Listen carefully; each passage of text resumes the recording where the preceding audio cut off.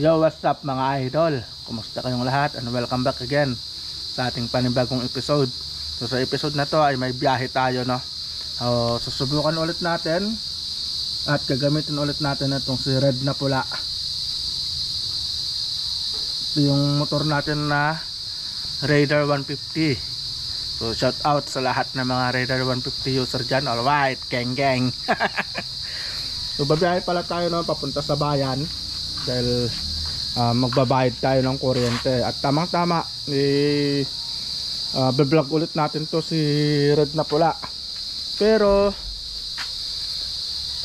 kung hindi tayo makapagbayad ng kuryente dito sa bayan, maaari siguro na didiretso tayo sa Bulinaw. So maglulong ride ulit tayo mga idol, no? At nakita nyo naman, ang daming nagsasabi kung pwede daw ba sa long ride ang mga Raider 150, lalong lalo na sa old gen, sa Gen 3 to. So 13 years na to. So nung tawag dito, maraming nagsasabi na hindi na raw kayang mag long ride yung mga motor na ganito, yung mga luma na, dahil sa katagalan na baka mamaya tumirik daw sa daan. So susubukan natin at makikita natin at malalaman kung pwede pa ba sa long ride itong mga alaga nating mga Raider 150, no? Lalong lalo na sa mga Gen 1, Gen 2 at Gen 3 user dyan. Alright, shout out sa inyong lahat. So susubukan natin mga idol, no? At may ginawa kasi ako dito mga idol. So nag-adjust kasi ako ng hangin, tapos dun sa karayom nag-adjust tayo yung needles na may carb, kasi anong tawag dun, masyadong makalas kasi sa gas yung adjust nung nakaraan. Kaya anong tawag dun, nagbaba tayo, binaba natin, di ba may tatlong kanal yon doon sa may needle 1, 2. So yung ginawa natin, binaba natin, ginawa natin sa number 2, kasi yung dati kasi nandun siya sa pinakamataas. So masyadong makalas yung makina, gasolina. So yun yung titignan natin mga idol, no? So kita-kits tayo sa daan, no? At papalis na rin tayo. Alright, joyride tayo ngayon.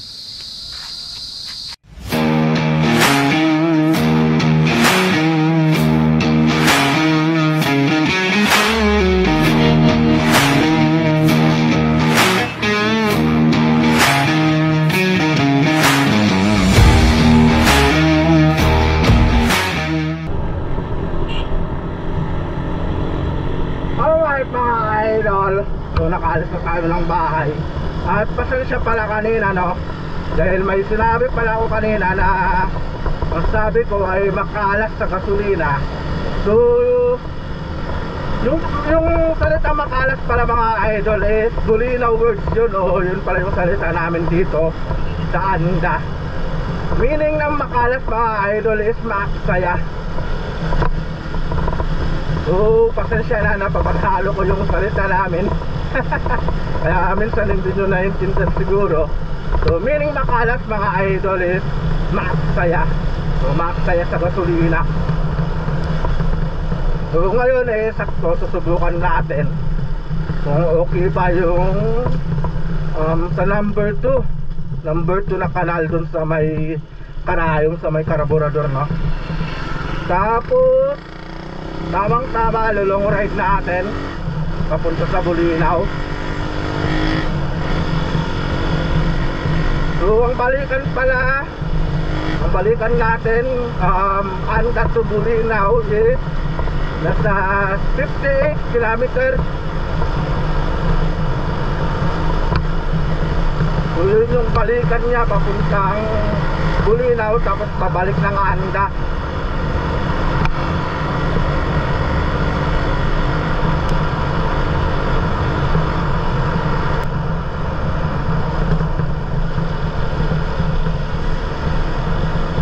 Dumating kasi mga idol, no, yung reading namin sa kuryente. At nakakagulat na naman yung reading namin sa kuryente, dahil umabot na naman kami ng 2,000. Dahil pa namin yung naka-aircon.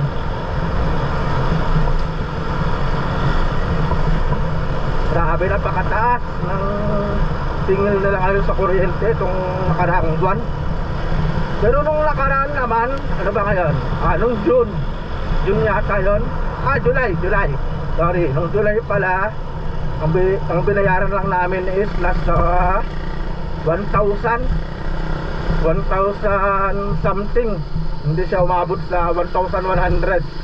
So parang nadoble yung babayaran namin ngayon mga idol. Pero ganun talaga, siyempre gumagamit tayo ng kuryente, di ba?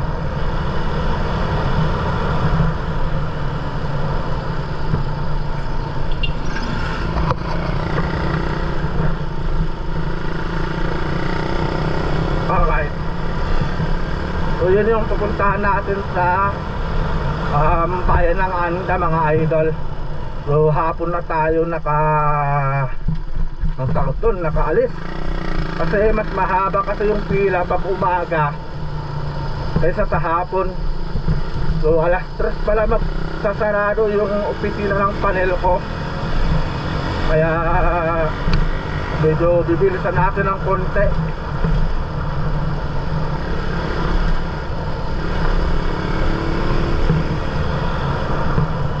Tapos didiretso sa Bulinaw mga idol, no?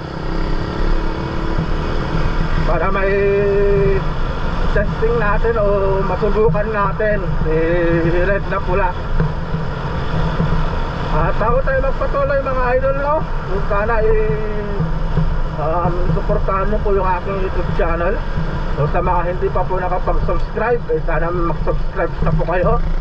At huwag nyo lang po sanang kalimutan i-click yung notification bell para updated po kayo lagi sa mga bagong video na i-upload natin kagaya nito. Alright. Para naman patuloy mag-grow po yung ating YouTube channel. So maraming salamat po sa inyong walang sawang suporta.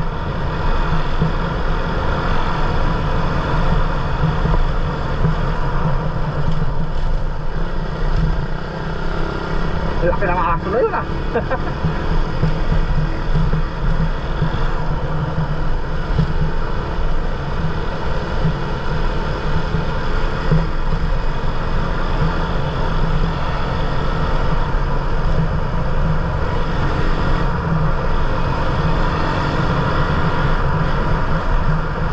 Parang mas naging okay mga idol yung nung nag-adjust tayo ng parayom dun sa may card, no?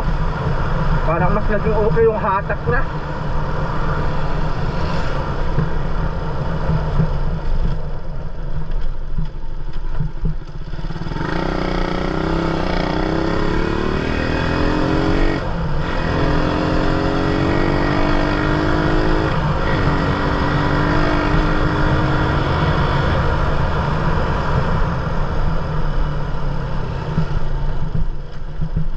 Pero magkagasolina muna tayo mga idol, no, dito sa may gasolinahan dito.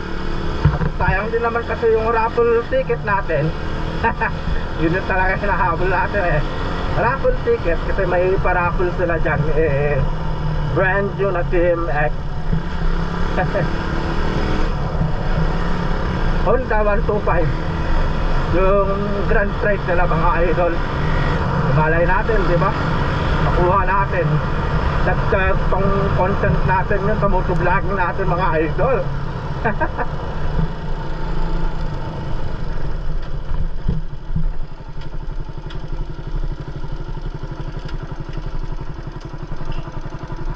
Alright, so nandito na tayo sa may gasolinahan. So maggagas lang tayo saglit mga idol, tapos kita-kits tayo ulit mamaya. Update tayo mamaya.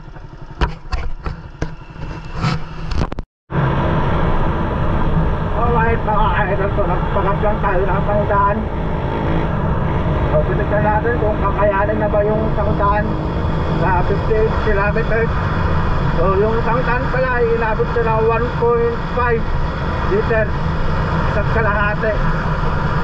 Pero may karga pa naman tayo na mga kalahating litro yun. So bali lahat ng karga natin gasolina ngayon ay 2 litro, 2 liters mga idol.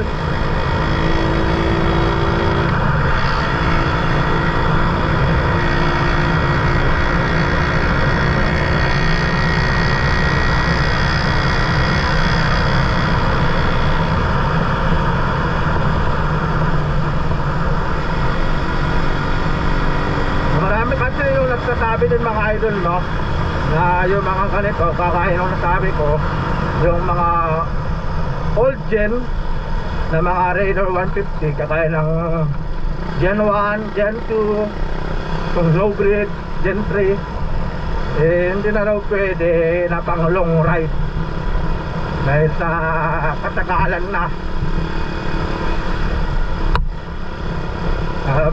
Baka daw marami nang masisirang mga pyesa. Pero may point naman talaga yung nagsabi na ganun, no? May point talaga siya. Kasi siyempre sa katagalan, kalumaan, hindi na natin masasabi na 80% o 95% pa rin yung mga tibay na mga pyesa na nakakabit dito sa mga alaga natin, no?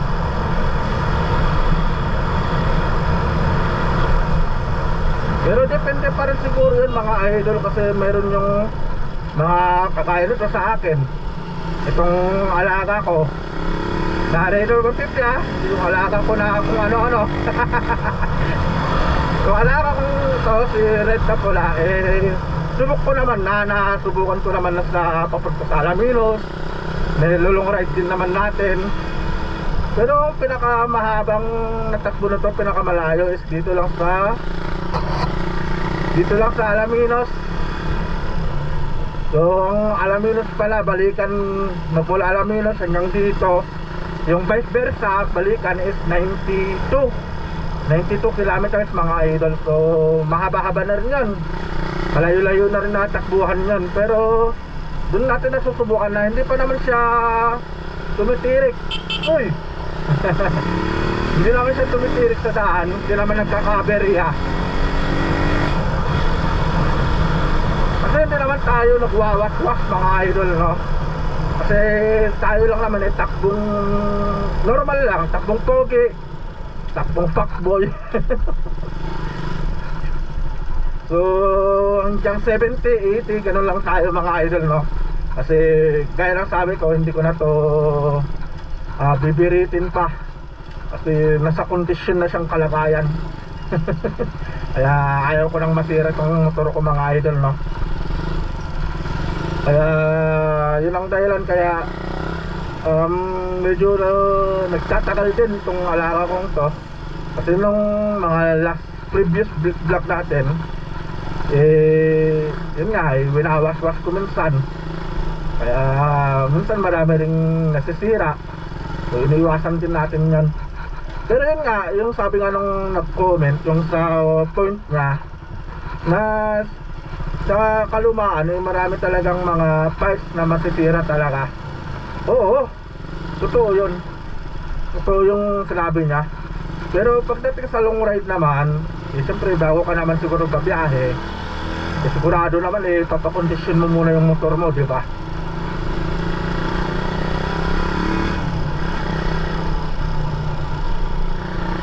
Kaya lang naman na bumiyahe ka na alam mo naman na alanganan yung motor mo, di ba? Pero siyempre itong alaga natin to, maraming pinagdaanan to mga idol bago natin mapa kondisyon ng ganito. Gawa nga nung tawag doon, yung pinagbilhan namin is hanggang salita lang siya na no issue, pero hindi nagtagal naglabasan yung mga sira niya.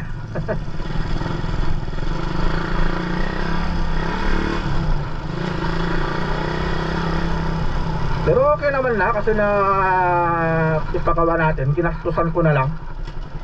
Kasi siyempre pangarap ko rin naman kasing motor to mga idol Alright, so touchdown pala tayo dito sa bayan ng Anda. At dito na tayo sa may panel ko. So magbabayad lang tayo sa saglit mga idol, no? Tapos titignan natin kung makakadiretso tayo ng Bulinaw. Alright, so update tayo mamaya. Alright mga idol, so, tapos na tayo nagbayad ng kuryente at tamang tama. Shoutout na pala sa kanila ate sa shop nila. Nagbigay tayo ng stickers. Minsan kasi dyan ako nagpapapalit ng gulong. Ano naman dar? Alright.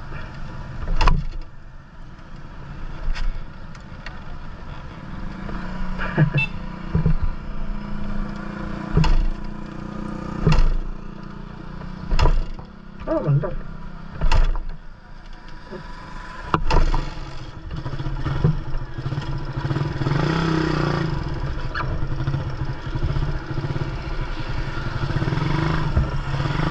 Gusto pa, pagpawisan ako.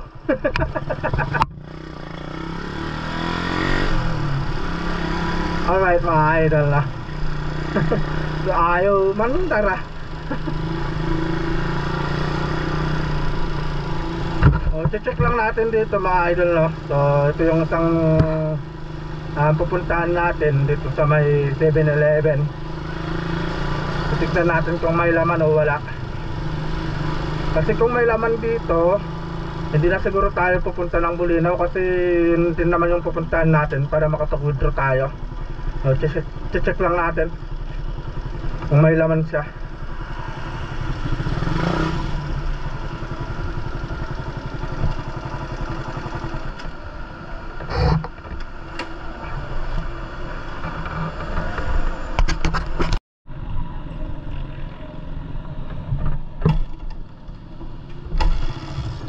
Alright mga idol, no? So nakapag-withdraw tayo dito sa may 7-Eleven dito sa bayan ng Anda. So hindi tayo matutuloy na papunta sa Alaminos. Alaminos tuloy, sa Bulinaw.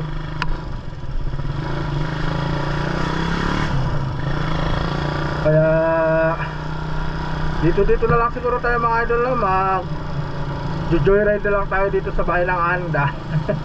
Hindi ko alam kung anong pwedeng puntahan dito o saan pwedeng puntahan. Alright. So gagala-gala lang muna tayo para naman makapag-vlog pa tayo mga idol, no?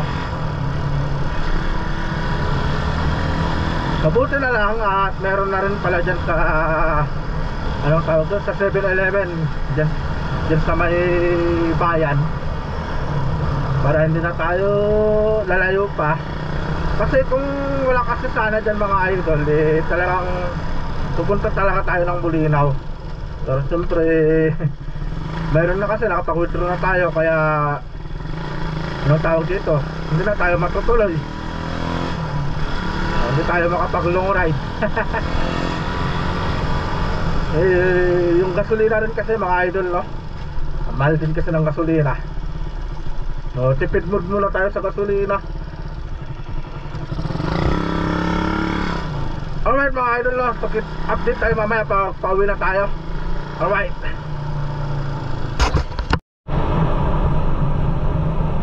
Alright mga idol, so papauwi na tayo.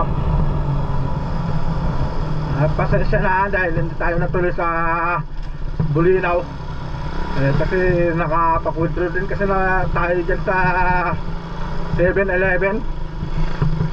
Pero babawi tayo next time pag ganun na mag-long ride talaga tayo, yung talagang may sasadyain talaga tayo sa Bulinaw mga idol, o sa Alaminos.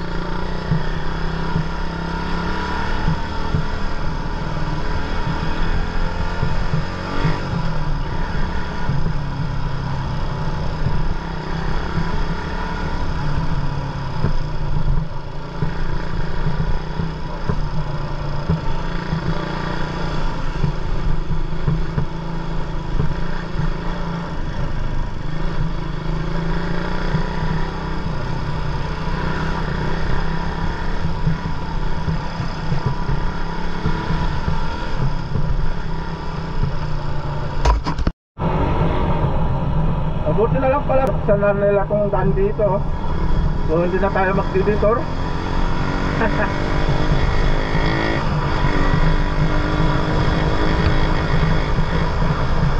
Kasi kung hindi pa kasi mabubuksan yun mga idol, no? Malayo pa kasi yung detour, yung dito, oh. Papasok dito, malayo pa. Mabuti na lang, natapos na nila yung tulay doon, kaya dire-diretso na yung daan dyan, hindi na tayo mapapalayo.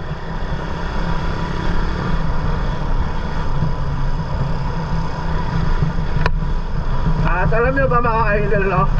Dito sa Pangasinan, nauso pala yung anong tawag dito? Reflectorized vest. So, protocol kasi ng buong Pangasinan yon, yung reflectorized vest ng mga idol. Kasi dapat kailangan may suot kang ganon pagsapit ng alas 6 hanggang sa alas 6 ng umaga. Kailangan may suot kang ganon. Kasi pag wala kang suot, may anong tawag doon? May multa o may parusa. So, buong Pangasinan yun mga idol, no?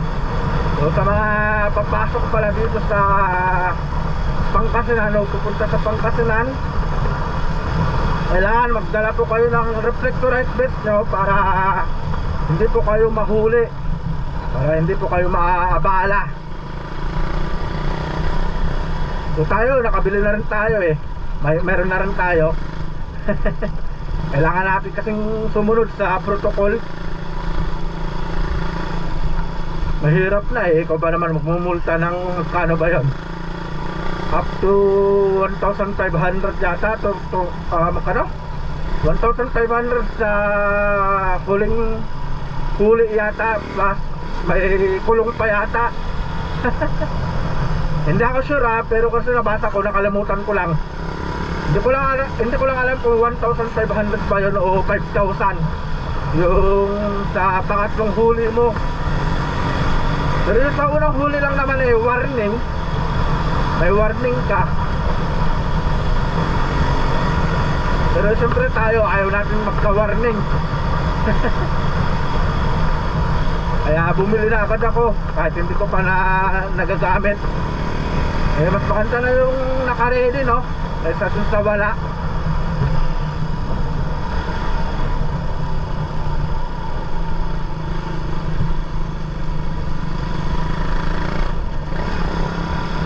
Kaya payo natin sa mga balak na magpunta dito sa Anda, lalo na sa mga mga idol, sa mga naka motorsiklo,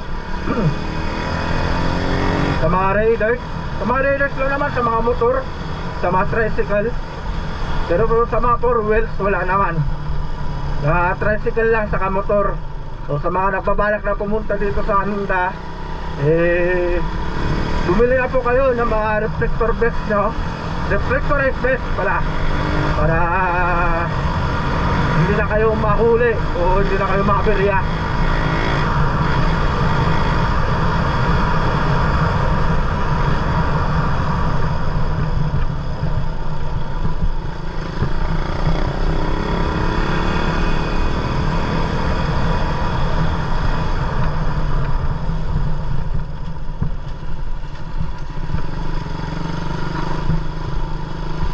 At maraming salamat pala mga idol, no, sa mga nanood sa vlog natin.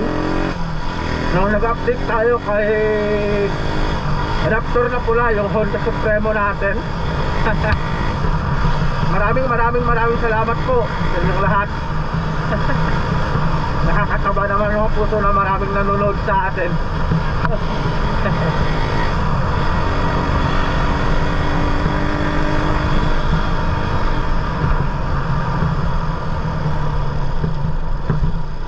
At update pala tayo, no, sa YouTube channel natin. So sa YouTube channel pala natin mga idol, meron na tayong 2,560 na subscriber.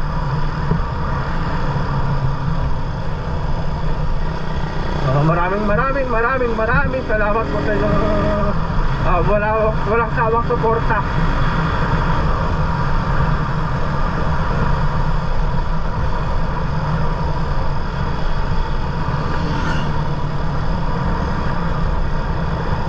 Alright mga idol, no? So dito na siguro matatapos tong vlog natin. At medyo malapit na rin pala tayo sa bahay. So dito ko natatapusin tong vlog natin mga idol. So yun po tayo lahat, and God bless po. See you po sa next na vlog natin.